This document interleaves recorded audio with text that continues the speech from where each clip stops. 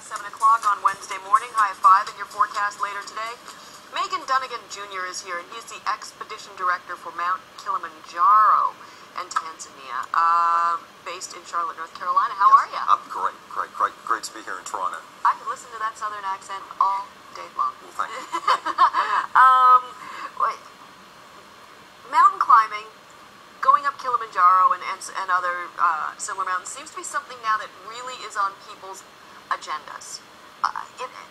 Maybe 10 years ago, this seemed like something that you had to do if you were an expert. Right. You have trained for a very long time, and now it seems like people are just bundling this into part of their leisure activity. Is that?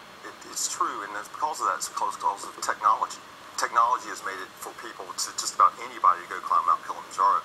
From your base layer, your wicking layers that keep you warm and dry at the same time, like climbing Kilimanjaro. But it can't be sitting there every month. It's not. Matter of fact, the deal about climbing Kilimanjaro is taking a drug called Diamox. It's a drug that helps you deal with altitude sickness, right. And you've got to be able to take that drug and to deal with it. So, but yeah, I've been leading climbs now for 12 years, from Ovarian Cancer National Alliance to Climb for Water to the big Rotary climb coming up here very soon. How physically fit do you need to be? The best physical conditions you can possibly be in. People don't take it lightly at all. They really train for this. But you could be in the best physical shape, and you don't know how you're going to react to altitude sickness, and you would have to turn back. That's true, but that's why we take Diamox. That's the reason for Diamox. It makes it kind of an equalizer. But see, you've got to remember, we walk very, very slowly. It's not a race from one camp to the next. Do you summit? Oh yes, every time. How long does that take? It takes 4 days up, 2 days down. Well, give us the breakdown of Kilimanjaro. Where does it sit in the pantheon of world peaks? Well, it's the highest freestanding volcano in the world. Okay. So it's 19,388 feet, 5,895 meters. And what compelled you the first time you wanted to go up? I was getting ready to turn 40, and my late wife and I had won tickets to go to South Africa on South African Airways, and I said, well, while I'm over there, I'm going to just go ahead and climb Kili. And she laughed, because I'd never been in a mountain before, never even been in a tent before, and there was very little information about climbing Kili at the time.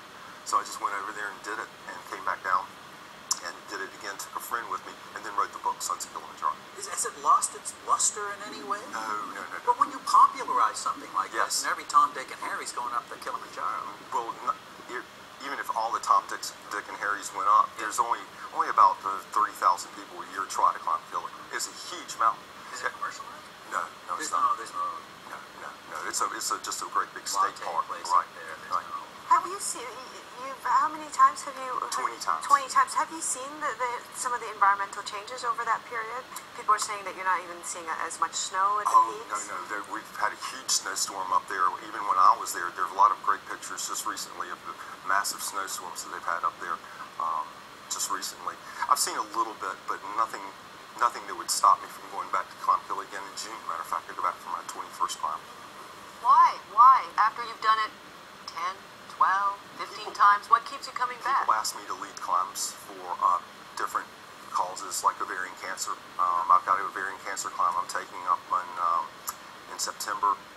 Then I have another climb for polio with Rotary Club. They're in Polio Now climb. I'm leading that climb. So people will just say, hey, Macon, will you help us out? Will you lead this climb for us so we can get people to come? And so, how does the experience change every time? Do you still have that sense of wonder every time? every time. You would not have believed the last climb I was in, just in January. We were over there for 3 weeks, and Kenya at 12,820 feet was absolutely stunning, looking out over 120 miles, crystal clear.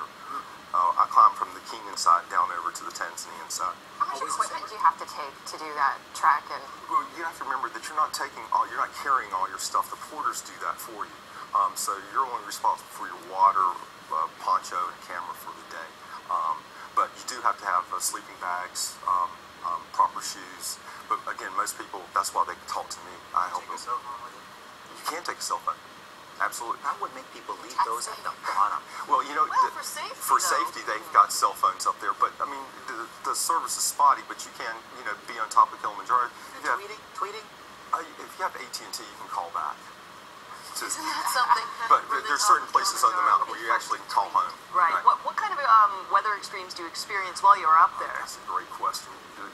If you start at the base of Kili and come to the top, it's like if you went to the equator to the North Pole in 4 days. So these are different climates. Right.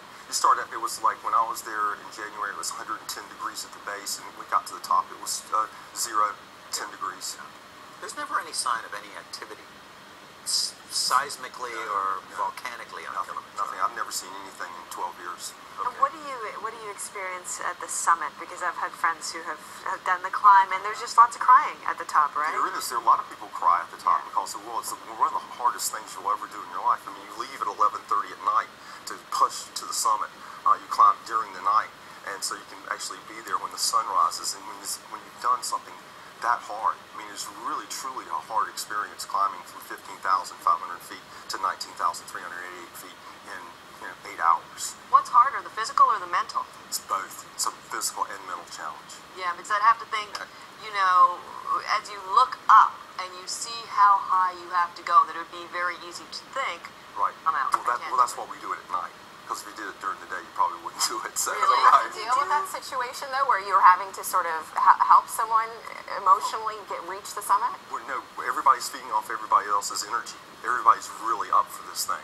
So that's what that's why I do it over and over again. Is I feed off everybody's energy. Right. All the first people that And you're not kidding about this. It's the final ascent. You're literally 1 foot in front of the other, right? It's extremely hard, yes.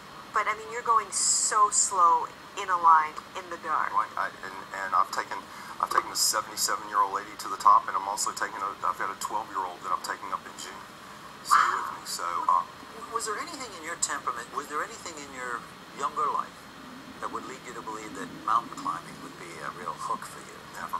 Nothing. You didn't hang out and you never Never wanted to climb? Never. My first time in the sleeping bag was in Kilimanjaro.